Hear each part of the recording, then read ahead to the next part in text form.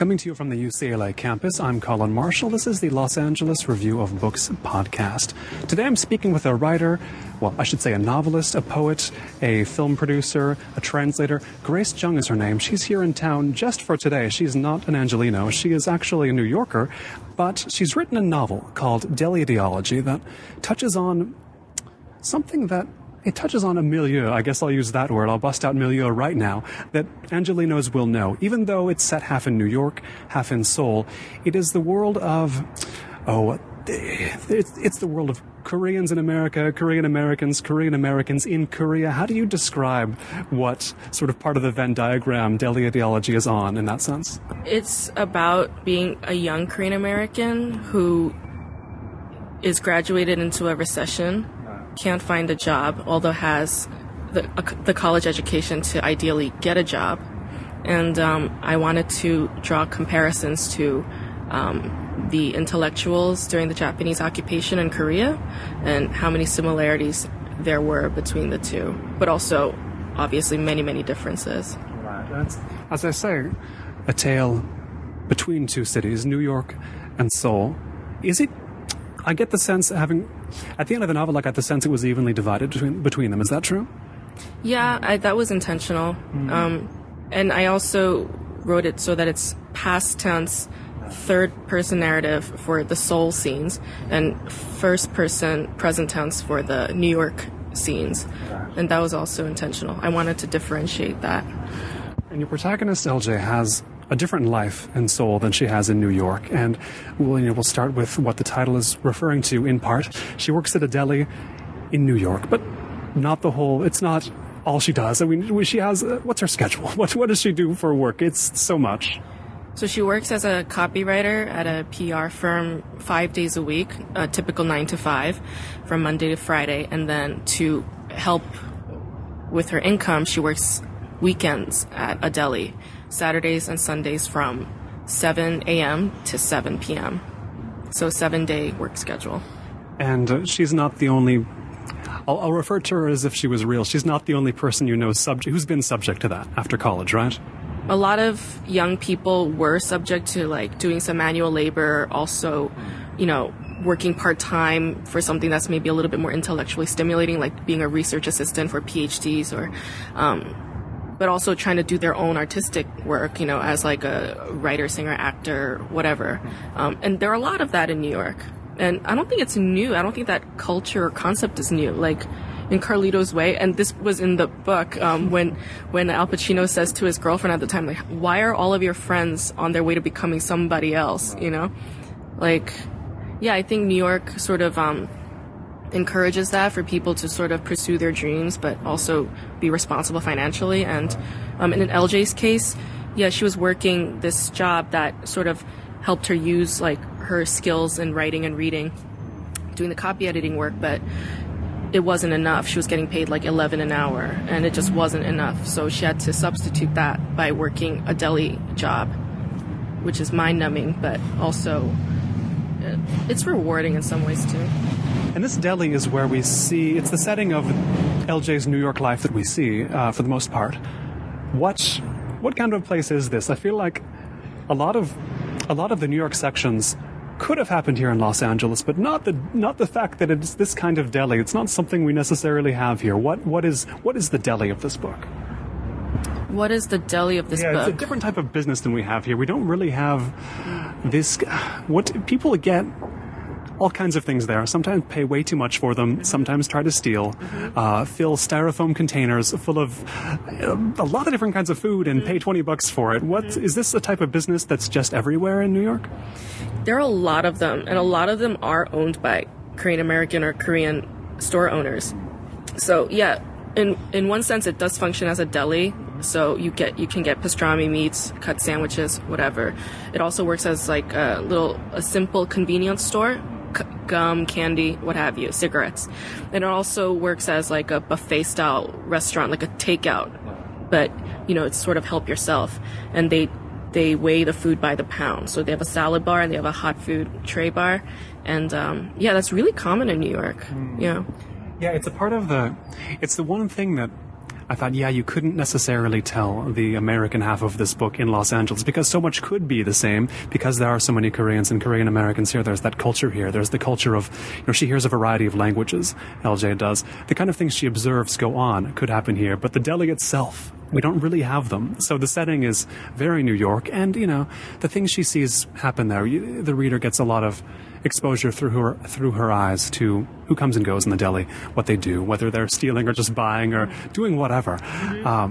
But I remember on Twitter a while ago, one of these sort of just Twitter funny guys, who have a lot of followers and say jokes all the time. That's a lot of Twitter users right there. But one of the better known ones, he had this tweet I found hilarious a while ago, which was, he says, "Every story my grandma tells includes the race of everybody involved." And I thought it was hilarious because it's an observation on the behavior of old white ladies, essentially. But what is it an observation on when LJ notices the race of everyone involved in these New York deli stories? And this is a young Korean American woman, not an old white lady where we would laugh and say, "Oh, that's what they do." Why does LJ notice everyone's race? I think the difference between an old white lady pointing out a person's race and LJ, a Korean American woman of color, pointing out race is that LJ is a woman of color, white woman isn't. So here's the thing, I made LJ's narration point out the race of every single person in this book, including white people, because I felt like that was my responsibility as a writer who is a woman of color. So I studied English literature in college. I've been pursuing creative writing for a number of years. And whenever I read a book, or the books that I've read in college, they always, the white race was always the default. The author was white. Anybody that they described around them, a man or a woman, was always just a man or a woman. And then they would go into character depth. What kind of woman was she? Was she a quiet woman? Was she a loud woman? This or that. But they never pointed out the fact that she was maybe a WASP or a Scottish, British, whatever. But if it was a black, Asian, Latina, whatever, then they would point it out. And I was like, that is so annoying, It's really annoying. And you know what? I kind of get it, because, we still use the word majority when we describe the white population in America. So when I was studying, in 2009, right after I graduated college, I went to Seoul as a Fulbright research grantee, and I was studying modern Korean literature during the Japanese occupation. And the literature from that time had a lot of diverse elements. So Korean writers at the time were studying in China, Russia, Germany, and they were studying all kinds of literature from all around the world. And the only time that those writers would point out a person's ethnicity or race was when they were not Korean. Okay, so as you would expect, I think. Right, in a homogenous society, right? But right now, currently, the U.S. is not homogeneously white. It's super diverse. And the reason why I had LJ point out the race as part of the overall description of who these people were. LJ wouldn't say some black guy walked in. No, it would be some black guy named Donald with the dreadlocks who comes in every morning to get fruit and a bagel. A full description to get a full picture of who this guy was. Right. And the interaction that Donald has with LJ. That's what I wanted, And it's her mind as well. I mean, she has the kind of mind that is watching for detail like that, right? That wants to know what exactly composes a person and what their patterns of behavior are, right? Yeah. I mean, that's how we all sort of internalize others around us, right? It's taking in information. I had this one friend, she was the first person I showed my manuscript to when I finished writing the book, and I was disappointed when she said to me, "Why is your character so obsessed with race?" She's obsessed with race. And you know what? At the time, I was so bothered by this critique, because I'm if you were growing up in America as an Asian American woman, you would definitely be obsessed with race too. Because people will constantly remind you that you're Korean. Do you know what I mean? Everywhere that's the source of her, if you want to call it obsession or whatever it is, that's the source of the thoughts she has about race. I mean, it's just seeing race as part of an overall identity is that's just a part of her character and part of her perception. Like pretty much anybody who is a person of color in the US will include race in descriptions of other people, you know? Would she, of course we mentioned that in the Seoul sections of the book, it's not from her perspective, it's third person. But if it was, would LJ be thinking about who was what race, or would she just get bored of saying that everybody was Korean except for certain characters? That's what I wondered. Yeah, well, in the book, she doesn't really point out anybody around her as being Korean, right? Yeah. I mean, that is interesting. I guess LJ really does identify as 100% Korean in a way. I mean, she's 100% American. She identifies with that too, but she's also 100% Korean. So, yeah, it's like when you're in a homogenous society, you don't see the need to do that. The only people whose races you will point out are like the people who are not Korean, which LJ does do when she's in Seoul. How was, I suppose, let's get a little background here. For your own time in Seoul, had you been going to Korea a lot before that, or not? I was born and raised in Busan, Korea, the first 5 years of my life. And then my parents moved our family to Brooklyn, New York when I was about to enter kindergarten. And then 13 years after that, when I was 18, I went back to Korea for the first time to visit. I went back again as a Fulbright research grantee. And then since then, it kind of like every couple of years, I'll find a reason to go back. Mm-hmm. Was it immediately apparent to you this was a good setting, Korea or Seoul? Yeah. It's an amazing city. It's true. It's so fun. Although I like Busan as well. I hope you write something set in Busan at some point. Your birthplace. It's amazing. Oh my god. No, Busan's amazing. But yeah, I have things in the work with Busan in it too. But yeah, no, Seoul is like such a fun city. It's like, it's as if the city was created for the sole purpose to make it really fun for whoever is in the city, you know? And not New York? No, New York is designed to crush you, to destroy you. New York is making every effort to kick you out of the city. And the real New Yorkers are the ones who don't take that personally. Yeah, they know how to stick it through. No, Seoul is amazing, you know. We mentioned the way she observes race, but how different a character is LJ when she's in Seoul? How different a person is she when she's in Seoul versus when she's in New York? I don't think she feels as much confidence in Seoul. But at the same time, she's a lot more free in Seoul. Like, she's a bit of a drifter, like a flaneur. Her day-to-day isn't rigid as it is in New York. You know, she's there only to work on her translations, to meet people, to write, to have a creative experience. And like, yeah, I think the scenes of her in Seoul is like a creative honing process, whereas in New York, it's more like back in the grind, back at home, trying to figure it out. When she gets back to America, she becomes, in a sense, one of the sort of millennials trying to figure themselves out, right? She's not that in Korea. No, people don't seem to be talking about that in Korea, do they? That sort of, because my grasp of Korean is not good enough to read newspapers quickly, but I haven't seen a trend piece like the one that sort of bothered you in the New York Times. What's up with, or what's the deal with 20-somethings? What was that article all about? What's the deal with the 20-somethings? Yeah. Okay, the chapters for Saturday and Sunday were dated solely around that article and the day that it was published. So this real article you read in the New York Times brought the dates to this book that you were writing, and why? What got to you? That article bothered me so much. It was so judgmental of millennials. It offered no solution for the millennials. Yeah, absolutely. We were like so crushed. Our souls were so crushed when we graduated college. You know, we suffered 8 years of the Bush administration. We've been tormented all 4 years of high school, all 4 years of college with the economy potentially collapsing, and it did as soon as we graduated college. I mean, we were so terrified and depressed and anxious, and we had nowhere to turn to. So, like, I think a lot of us knew how to react to that with some sense of joy and freedom and say, I'm going to take my time to do whatever I want and figure it out. Right. And this article was like, millennials are being irresponsible for our future. I'm like, listen, honey, if you're a sociologist, you should be trying to offer us solutions. And part of the reason why we're suffering right now is probably because of some of the damage that your generation has caused. You know, so, you know, don't write an article that's purely criticizing us. Right. We feel bad as it is. Life's hard enough, you know? So I was really, I was quite angry at the article, but, you know.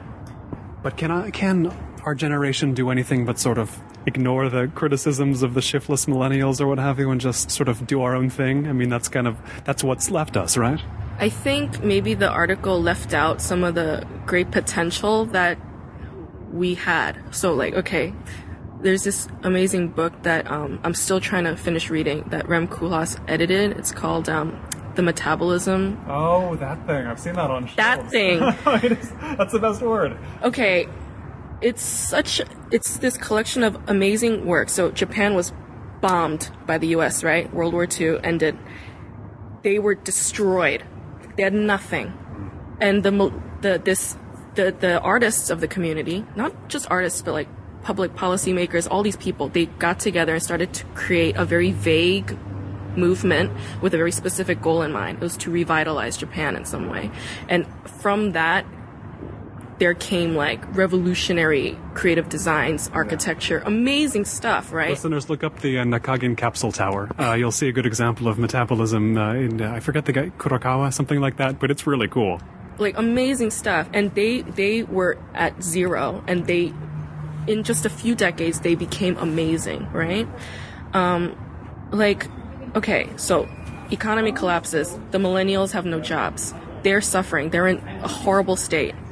In that place of complete zero and bottom, there's a huge potential to do something really new, really cutting edge, really creative. And like, if you're in that place of suffering, your urge to like really like, be resilient, really bounce back up, it's going to be really like strong. Right. And there are a lot of millennials who made that their advantage, made that suffering their advantage. And, I wrote the book in 2010, yeah. So like 5 years, like right now, we're doing so much better, people are working in the tech industry, people are working in the art industry, film industry, and they're doing amazing stuff, Helps that we're all a little bit older too, a little more mature. Yeah, a little bit more mature yes, and met more people, but I would say this is still a result of that period of feeling like there was nothing and then really like trying to look for something out of nothing. I like that comparison to the Metabolist. Makes me feel better about the generation, Yeah, man, when I saw that movie Detropia about Detroit. Oh yeah, that thing. Yeah. The creative urge that's like happening in that place of bottom, it's like amazing, And I'm just like, whenever there's zero, right? Whenever something happened to turn your life into zero, just take a moment to feel really awful about it, because yeah, it is depressing and you have to comfort yourself some way, but like look for an answer. And like people who look for an answer rigorously can do like amazing things. We mentioned, of course, having grown a bit older since we got out of college, since the economy hit bottom. And it brings to mind something that seemed like an interesting challenge to me about your having written this book, which was, it's one thing to write a novel, to be a young writer, to write a novel with an older protagonist and to observe that character who's older. You can see their foibles fairly clearly. It's another thing to be an older novelist, to write about a young protagonist. You can see their foibles clearly. You can see their strengths clearly as well. But to be a young novelist writing a slightly younger character, that seems like it's a difficult zone to be in, because you've got to see someone clearly. You got to see a character clearly who's of the age you just left. You know what I mean? Was that a challenge? Was that a challenge that was that presented itself to you in that form? Were you thinking about that at all? I was so scared when I was writing this book. I only wrote this book because I needed something to keep myself occupied, because I was like terrified. I didn't want to, because I do have experience working at a deli. I do have experience. You couldn't write this book if you didn't have that. I think I was trying to make sense of my chaotic world at the time. And I think that became the book. Like, I was trying to figure out and understand my situation as best as possible. So it was like a 300-page therapy session with me alone that took like 2.5 years. And you know what? Like, I'm not the only person who's done this before. Like, when I was in Korea, the only books that I read, like, for fun, were by Charles Bukowski. Oh, yes. Right? Like, I read Ham on Rye like twice when I was in Seoul. And I gave it to some of my friends at the time, and they all read it. They passed it along to one another, and it was like a traveling book thing. But It's a fascinating view of Los Angeles you'll get from that man as well. Amazing book. Well, that's more of his memoir, but he's written a lot of novels that, like, talk about his most recent past, doing manual labor, you know, him begrudgingly going to work, him making demands that make absolutely no sense in the, you know, in the capitalist society, but him still having the gall to say, I want a raise even though this is my second day at the job, you know? I don't know. I admire that style. And you know what? Bukowski went through a really hard life too. He had an abusive father, you know, he was an alcoholic, he had all these problems. And I think writing was a form of therapy and helping him make sense of his world too. I think a lot of writers write out of a need to make sense of their world and their mind and their life. And that's what the book was about. And yeah, like, you know, in retrospect now when I read it, it's like, oh, you know, poor thing, you know. But the ending of the book was very, very, I had a very clear vision for it. The ending came to me very early on, and I wanted the ending to be exactly that way, just to say, like, you know, there's really no answer right now, but you're gonna be totally fine. You know, so like it was like I had to tell myself, like, there's no answer to any of your problems right now, but you're going to be totally fine. Yes, you know, it's as important a conclusion as any to land on in a book like this. But tell me, in the process of, let's go further back before the writing, what kind of a window on humanity is a deli? What do you notice most? It's really fast paced, so the rhythm is what I notice the most, and this deli in this book, it's located right at Madison Square Garden, and that's where Penn Station is. It's like everybody there is basically a commuter. They have zero time for anything. And so you notice the pace, the rhythm, and you also notice the diversity. You know, you see, like, you know, Latino workers, you see Korean, Chinese workers. Almost all of them are immigrants, the people who work there. Almost all of them work like 5, 6, almost sometimes 7 days, and they stand for 12 hours. Like, I don't know how they do it, you know? And a lot of, you know, our generation, like, I'm 1.5 Korean American, I guess that's what they call me or whatever. I don't know, whatever that means. But a lot of our generation's parents were Korean immigrants who worked at delis and places like that. So yeah, I don't know, I guess it's also a window into the immigrant life, immigrant labor work life. It's something that LJ learns about just having these conversations with her fellow employees there, and but people employed elsewhere who are part of her world.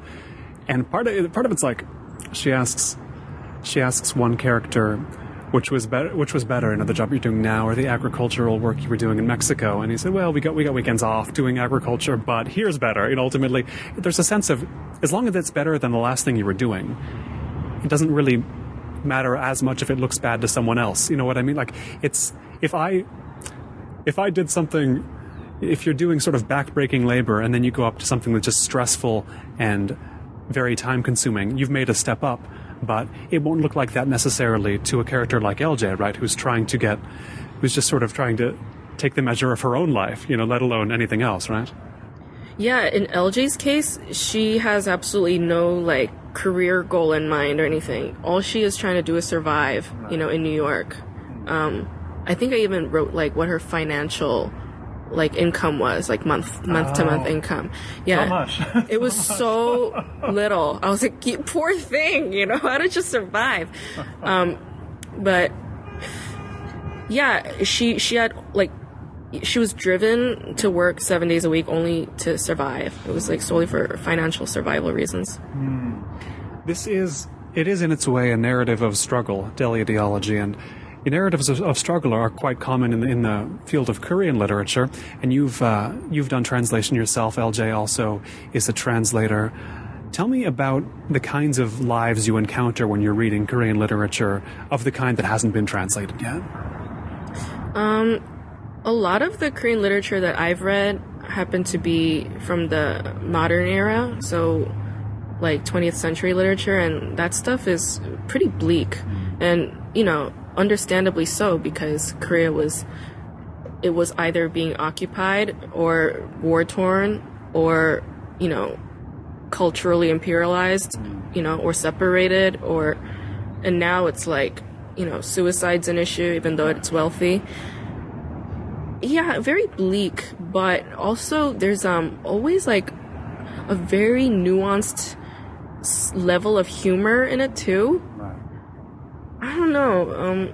I love it. Like, it's really, like, to me, it's a really wonderful experience to read those books and those short stories. And I don't know, I wish more people would read it to really understand, like, Korean psyche. Right. And that humor is not the easiest thing to convey when you're translating, right? No, it's like super nuanced. And, maybe I just find it funny because of something else. Like, like maybe it's like a cultural... Maybe they didn't intend it like that, you mean the author? Or maybe I'm just laughing at somebody's misery, like a sicko. No, I mean... There's gallows humor in every culture, right? That's what I'm saying. Like, misery is... I mean, what is it? Misery plus time is comedy, right? So something like tragedy, misery, so whatever bad thing plus time is comedy. Right. No, whenever there's something really awful going on, there's also like a huge potential for that to be hilarious at the same time. And I don't know. And you know what? The Korean writers that I've read, there was like some cheekiness to it too. Yeah. They satirize a lot of the stuff that goes on, and yeah, but some other stuff is like really bleak. Yeah. It's interesting you mentioned, you might be finding things funny that even the author didn't necessarily intend with the perspective you have on Korean literature. And reading LJ, I think this was in her voice, maybe it was in the third person, but in the book talking about how she has a professor suggest she should go to translation, and she never thought about that because it was so instinctive to her. She just understood both English and Korean. First, I was just enraged because I was like, I've been studying Korean 7 years. I can barely read a book, and this girl can read instinctively. But there's something to that. I mean, I want to get a sense of you personally. When you've been to Korea, being in Korea for real, and having your mind to be in this world of Korean literature, and also being able to think effortlessly in these two different languages, you get a perspective of Korea from outside the modern day and a perspective from outside the language as well. Does that make sense? It sounds pretty abstract, but you can step outside Korea, the intense reality of Korea, in a couple different dimensions, can't you? Yeah.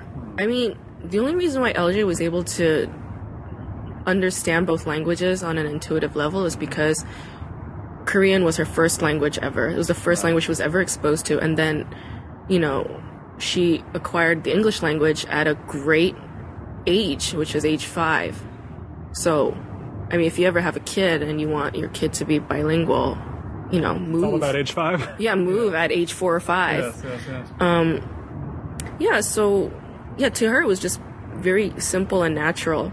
And it never even entered her mind that she could potentially read a book that is from Korea, written by a Korean writer, because she was reading English literature written by the white male canonical, literary figures. Right. And isn't that like so wild? Like, everybody I meet around me who's Korean American, and I say like, oh, like, at one period in my life, like, I researched modern Korean literature from the Japanese occupation. They're like, there are books that are...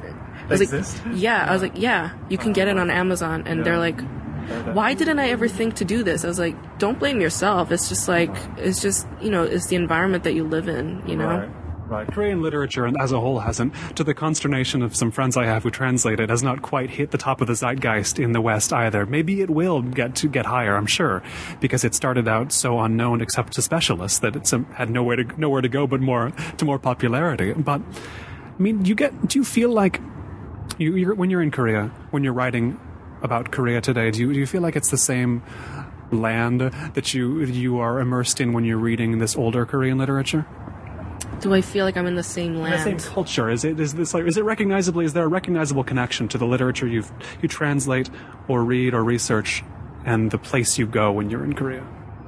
I can sort of recognize like the personalities, or the feelings that would occur. You know how like some of the Koreans that I'm around, they're very emotionally sensitive. So but they won't directly address how they felt slighted at the moment. So they'll say something kind of roundabout way to let you know, and you have to pick it up, Right. And they call that nunchi, right? And I don't know, like those little things like that, I can identify and relate to and understand, but like the terrain, the landscape, the events, I mean, those things, I'm reading, you know, stories that are set in a different period, right, in a different world.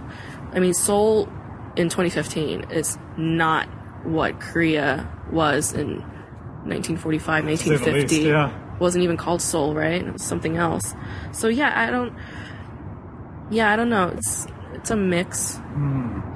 Now, in the Seoul sections of Deli Ideology, you give LJ a friend who is in Korea. He's foreign. He's a man. He's outside the culture, but has put much more effort to get inside it than most guys like him I've met in Korea. You know, he speaks the language and all that.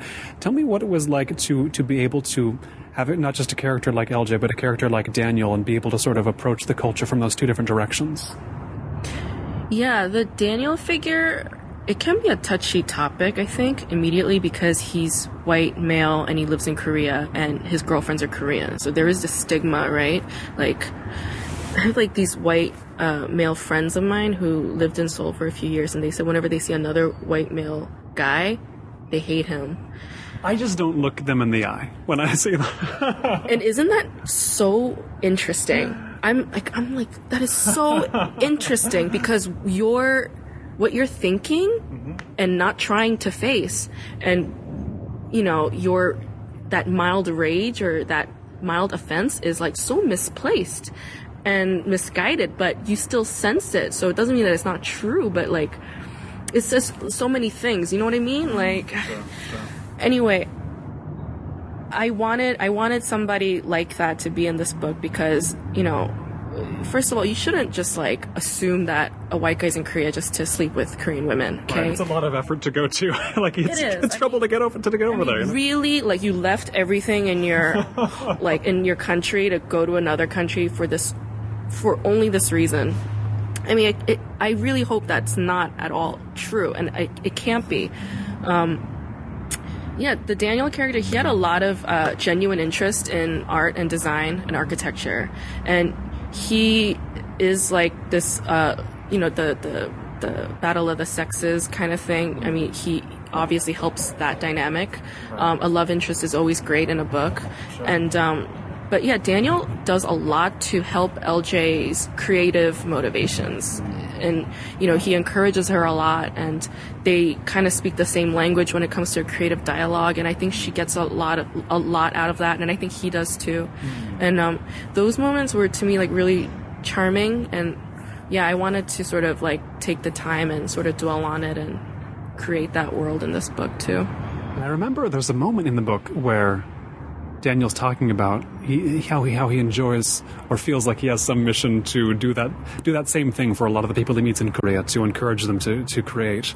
And it bothers LJ that he says that. Why does it bother her? It bothers her because he says it in a certain way. Okay. Like, there's this one scene, I know what scene you're talking about, but he says like, you know, this girl, like, she has so much potential and talent, but she doesn't speak up, and she won't do this and she won't do that. And he like faults her for, you know, for not doing what she should be doing according to him. And it was that sort of like authoritative, privileged tone that she took very personally. You know, it's like, you're gonna come to another country and dictate how things should go. You have no idea what it was like for this woman to grow up trying to do a creative pursuit. You know, you have no idea what her circumstances must have been like. I mean, come on, you know. And I think LJ felt defensive, both as a woman, as a creative person, as a Korean American, you know, so yeah. Now this book, we mentioned that it has halves in the sense of half of it being in New York, half of it being in Seoul, but it's also tripartite, and it's, you know, it's got essentially, correct me if I have this wrong, but, you know, a narrative in the beginning, a narrative in the end, and more of an essay in the center. Yes. And I guess what I want to know first is, when you're writing an essay from a point of view of a character, well, let's be specific. Do you ever disagree with LJ? Are there things you disagree with her about, or you would sort of get into an argument with her about? All the time. She's so angry in that second part. But I'm like, just like, I give LJ full permission to vent everything, because she, you know how she gets into a few tiffs, like at the deli, like Sure. people will say rude things to her about her race, about her gender, and, you know, I just figured that kind of thing happens in New York. all the time. Like, every day I walk out, somebody catcalls me, somebody calls me a chink or something, you know, and it's like, it's a nightmare. And, you know, you know, as a woman in the streets, like, if you're not feeling safe, you can't react to those kinds of comments, no matter how offended you are, because you don't know what kind of danger that might take you to. So I give her full permission to just say everything and anything that she has in her mind. And, yeah, she also talks a lot about, like, the political things, you know, like whatever political knowledge or opinions that she has about Korea today and before Korea was separated, what it was like. And she has a lot of opinions about, you know, Korean Americans and Korean immigrants in the U.S. and what they're doing and what's happening. A lot of things about race and class issues. And yeah, I wanted to give her like a place to just talk about all of those things at once, you know, without holding back at all. She criticizes academia a lot, you know. Everything. Yeah, everything. Actually, I did an interview with a Hyphen magazine, this young poet. She asked me, like, okay, so this is like off the record, but like, do you really think that academia is like a useless form? I'm like, no. Like, if you don't have scholars, you don't have progress, you know. A lot of things trickle down from what the scholars, you know, find out for us. But LJ is so disillusioned by the world around her and how everybody is so discouraging of everything that she wants to do that she sort of like just talks shit about everybody. Yeah. What would you tell her? You know, if you were hearing her speak all this to you, if you were talking to her, you know, in person, what could help? What would you tell her? I would just let her say everything. I would listen to her. I would make sure that she feels heard. Because I think people just feel angry and frustrated and bottled up, and they start to yell or pontificate when they feel like they're not heard. So I would listen to her completely, and then I would also say, but try and keep your avenues open. You know, just try on all the hats and try and keep your avenues open. The one thing, though, like, even though she has these, like, you know, like outrageous like opinions and these stone cold like facts that are she's just like, you know, going out with, she also keeps saying like, I want to evolve, I want to evolve, I want to evolve. What she's saying is her opinion at that moment, at that place in time, it's gonna change, you know. And she's like, you know, her only goal is to evolve. Yeah, and I was going to bring it up because I think it resonated with me, but it will also resonate with many readers. And, you know, I don't know what I want to be. I don't know what I want to do. I just know that I want to evolve. It seems like the only goal you can have and still be sane. The other types of goals make you insane to a degree, right? Yeah, I think people who are ambitious and creative and they enjoy what they do, I think those people all have the same mission in mind, is to evolve, to do the next best thing, to do something really wonderful. There are some people who are completely comfortable with like the same day-to-day routine, like no change in opinion, like they, you know, like no change in values or principles. They just want to, you know, you meet them when they're 18 and they're the same at 38. Do you know what I mean? Like, it is strange, but there are some people who are very happy with that, and that's fine. But the people who have like a lot of creative drive and like they want to constantly see something new and interesting, those people, they all share the same thing, which is just like this ideal of evolution. So what is it to LJ to evolve? What does it mean to her to evolve? That in her context, that is what?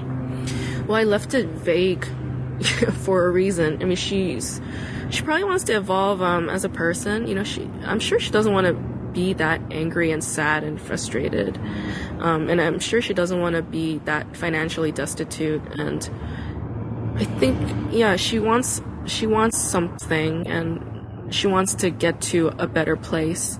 So yeah, I don't know. I think she just wants to evolve into a better person, like a more developed person. I think that's what she wants to evolve into. Now, the book Deli Ideology is published by Thought Catalog, and it's a name a lot of people know. It's got a lot of cachet, and it's a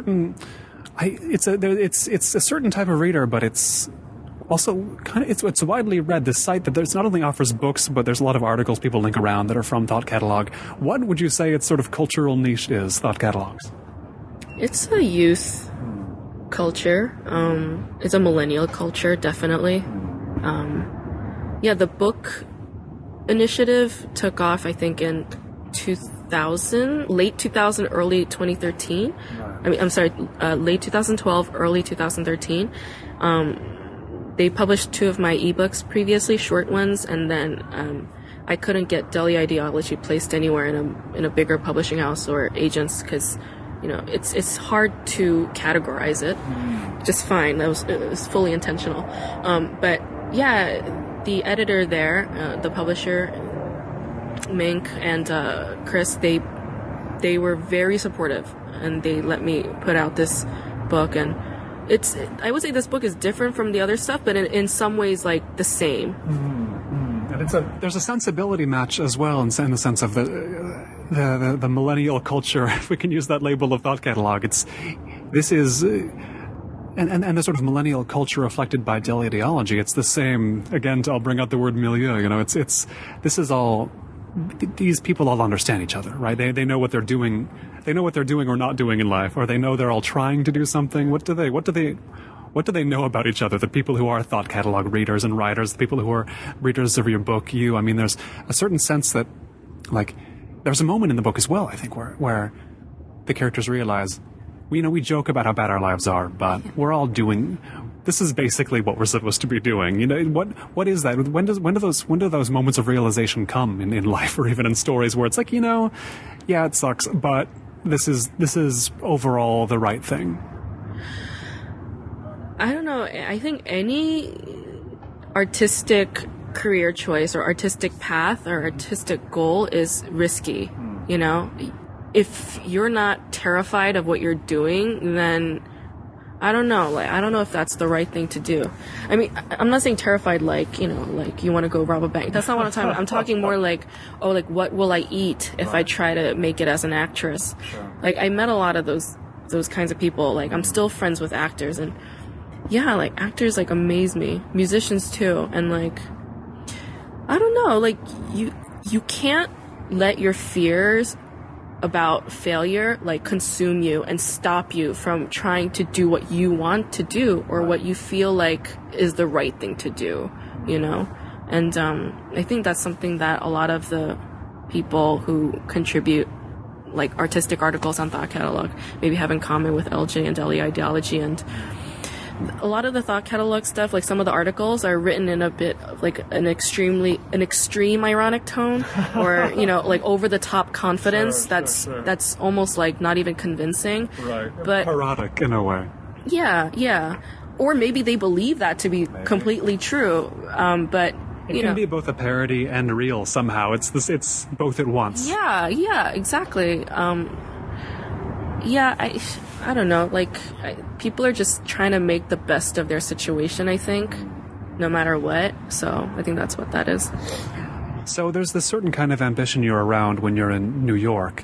What kind of ambition are you around when you're in Seoul? What is it? How different does the ambition that's around feel there?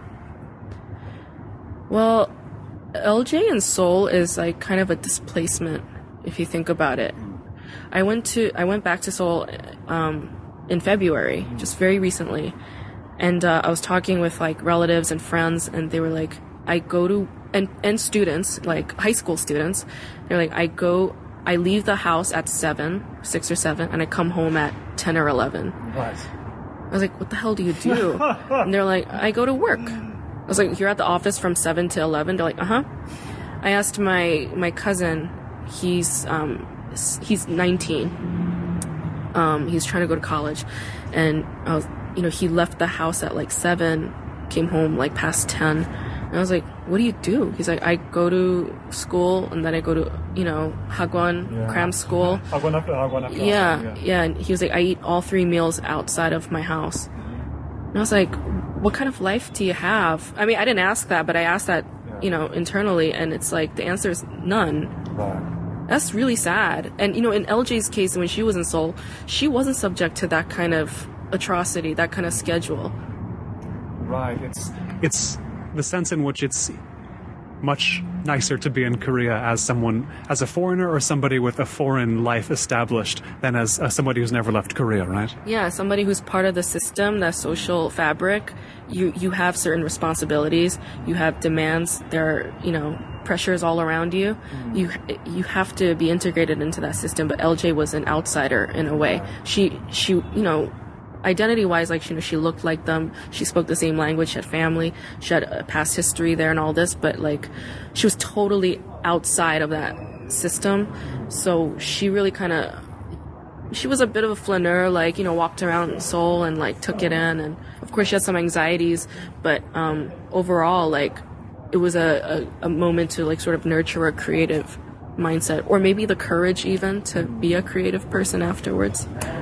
Did you ever have to explain in Korea what a flaneur is? I think that would be an unenviable task. Nobody asked me that. Yes. But I'm sure a lot of, like, there are, like, college-educated Koreans who know who Baudelaire is, right? Right, I mean, of course they'll know, but I just mean the general phenomenon. How I can't imagine no Korean person that I know who's been living in Korea most or all of their lives would, I think, acknowledge that as a way you can spend time, you know what I mean? A lot of Koreans go hiking, though, right? That's true. Often with a lot to drink in their backpacks as well. Usually they're old, though, aren't they? Yeah, well, not all of them. Like, there are plenty of young people who say, like, oh, let's just go on a little walk, and they'll sort of use it as both exercise and also taking in the scenery and also having FaceTime with the people they like. And there's mountains to go walking in around Seoul, so that helps. So great because of those mountains. Oh my gosh. They need them there. It's the pressure valve. I love it. In the middle section of the book, in that essayistic section, there's an observation that LJ references, which was fascinating to me, that I'd never heard it before, which was that, I mean, who knows how seriously to take it, but that Korean women are more creative than Korean men because Korean men have had it sort of squashed out of them by the mandatory military service. Is that the essence of that? Well, I mean, if you reduce anything down to that, it's going to sound awful. I don't know if it sounds so implausible, but, that's the basic idea, right? Well, I don't know.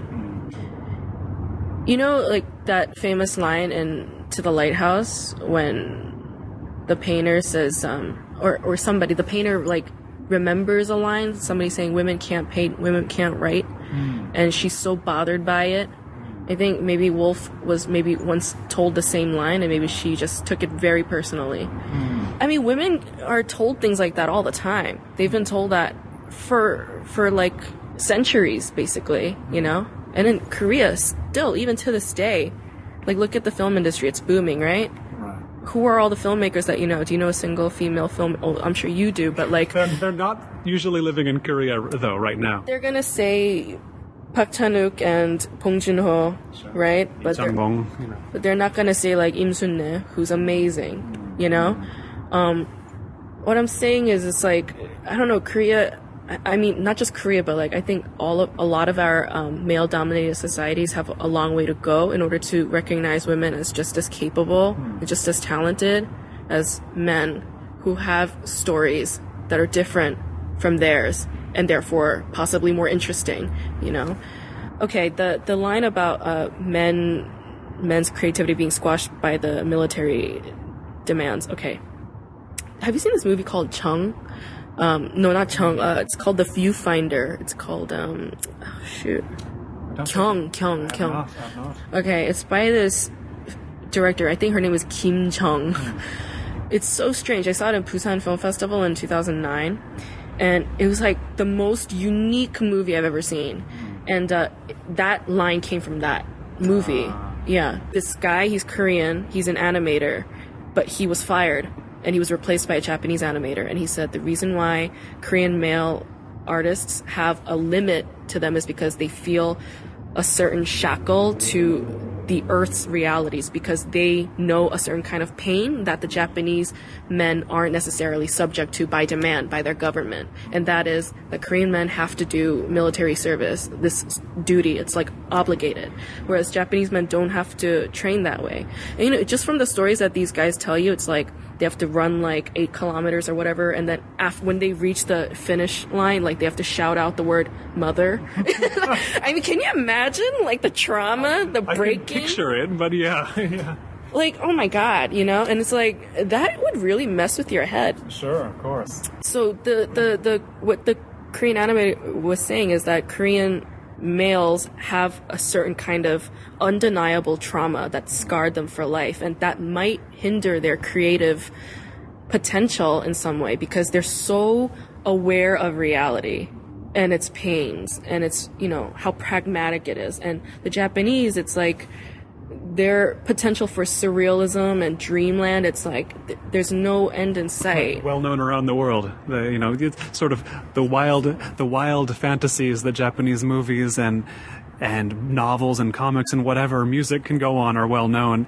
It's less known about Korean, say, film is less known for that. But then again, Korean film is known for being one of the most creative nationalities of film right now, right? Exactly. That's why, like, you know, you have to take that quote from the movie with a grain of salt. Yeah. I think the only reason why the filmmaker put that line in there is to criticize the government and just, like, men who are obsessed with war and, you know, problems like that. Like, she's making more of a political statement rather than criticizing men. And in LJ's case, she said men can't paint, men can't write, to echo what, you know, Woolf had once written, but in the other way, and also to acknowledge the fact that, look, if the creative part of you can be squashed because of this military pain that men go through, who are the ones who are not subject to that pain? They're the women.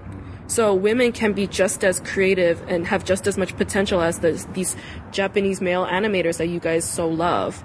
Do you know what I'm saying? So it's like you have that element. It's right here in this country. Right. Why don't you encourage that and nurture that and take advantage of that? Women are not obligated to do the military service. They can volunteer, of course, but it's not obligated. So that's sort of the point I was making. And Bruce Fulton had talked about the same thing. Like, he was, you know, his last few editions of the contemporary and modern women short story collections, I mean, they were all about women, you know, it's like women writers collections. And it's like, I mean, he discusses it too, like women writers are the ones that are like really dominating the literary sphere right now. And right, and this is, of course, for the listener who might not know, Bruce Fulton is a well-known translator of Korean literature. And, you know, I may be drawing too many parallels, but I'm thinking, you know, Korean literature, yeah, it's been not well known for a long time. It's in the West, but it's coming up, and it seems to be, especially in the last 20 years, but especially the past 10, and especially the past 5, we've been seeing more of it become available in English. And in the same way, I feel like people were writing these sort of lazy millennials articles, even as far back as 10 years ago, depending on your definition of millennial, 15 years ago. And those seem to be going away. The ambition seems to be getting recognized of the millennial, just in the same way that the ambition of Korean literature is getting recognized. I mean, do you see a similar pathway for? They both seem to be coming out of their sort of periods of ambiguous. What is this? Does it exist? Why isn't there more? You know what I mean? Yeah, and growing wings, and you know, really taking off. Yeah. I mean, you've seen. From the millennials, you know, and keep an eye on. And I hate to keep sticking that label on us, but it's the one we've been given. I mean, there's reasons for optimism, yes? Yeah. You have to be optimistic, man. You can't just be like, oh, like, New York Times wrote this awful damning article about all of us. Right. Well, it's now 5 years old or so, right? So, and there's not been that many more. I was like, lady, come on. You know, that article really, like, it really bugged me. I'm not saying she's a bad lady or anything, but, you know. Yeah, you have to be hopeful. And you know what? Millennials were probably... One of the critiques that she said about millennials was like, they don't really seem to care. They don't really seem to worry. It's like, first of all, you don't know whether they worry or care because you're not in their brain. They're probably terrified. I was. I kept it together, though, you know? And the whole, like, not caring thing was more like, I wanted to seem as normal and in control as possible. I was still scared, but, you know, I don't know, like, that period was, like, a good time for me to think about where I wanted to go, you know, a time to reflect on my values and what's going on in society that can help me, what's going on in society that I would like to see, you know, changing, you know? like asking yourself the right questions and then looking for the answers to those questions. I think that's sort of like, I don't know, I think that's just the only two things that maybe like my peers were doing around me. Yeah. And it's what LJ does, but she also finds a refuge in a kind of internal neutrality. I don't know. She doesn't seem so worried, but what is it? She finds a place within herself where it's just like, I'll just observe things and I won't tie myself in knots with specific aspirations, you know? I don't know what the answer to that is, or I don't know what even to call it. Yeah, I mean, I think almost everybody goes through a period like that, right? The people who say, like, I knew I wanted to be a doctor since I was 5. And I'm like, really? And you're a doctor now? And they're like, yeah, I am. I'm like, that's amazing, you know? I mean, there are some people who can do that, and there are others who can't. I think it's because, like, the other thing that I was really angry about, that I channel through LJ, okay, who is fiction, by the way, is, like, how everybody wants to label you into one reductive thing. It's like, oh, that's who you are. That's what LJ is. That's what this is. That's what that is. But it's like, when you're a human being, like, you know, you take in a lot of information from a lot of different experiences, a lot of different things, elements, whatever. And, like, your makeup is not identifiable to one single thing. Right? And it's like, with the career thing, it's like, oh, so, like, what do you do? It's like, I don't know, like, how to answer that question, you know? Right. I really don't, because it's like, I do a lot of things. But, you know, I just don't want you to think of me as that one thing, really, you know. I don't know, whatever. Maybe I'm, like, being too resistant, I guess, you know, because, like, how else do you smoothly walk through society? And, you know, or even smoothly walk through New York. Although New York teaches you in a way that, you know, you've got everything there. You've got every type of person there. You just got to find a way to work together, right? Yeah, and they do. We do. And, yeah, I don't know. You know what? Like, when I say that I don't like it when people reduce you to just one thing, it's like I'm criticizing more of, like, Western notions of capitalism and how, like, you have to be that one thing because you have to serve a certain function. Right. And if you don't serve that function, then you're dispensable. Like, we can get rid of you. That's how capitalism works. And I think that's what I'm reacting against. Like, it's so discomforting and it makes me so anxious. And a lot of other people share that feeling. So, and it's something that they can see expressed. They can see the way one particular character, who I will put no labels on, but to color one particular character named LJ, they can see her work through that in Deli Ideology, the new novel from my guest today on the Los Angeles Review of Books podcast, Grace Jung. Thanks so much. Thank you. This has been, again, the Los Angeles Review of Books podcast. I've been Colin Marshall. You can keep up with me at colinmarshall.org or with the LARB at lareviewofbooks.org. Thanks.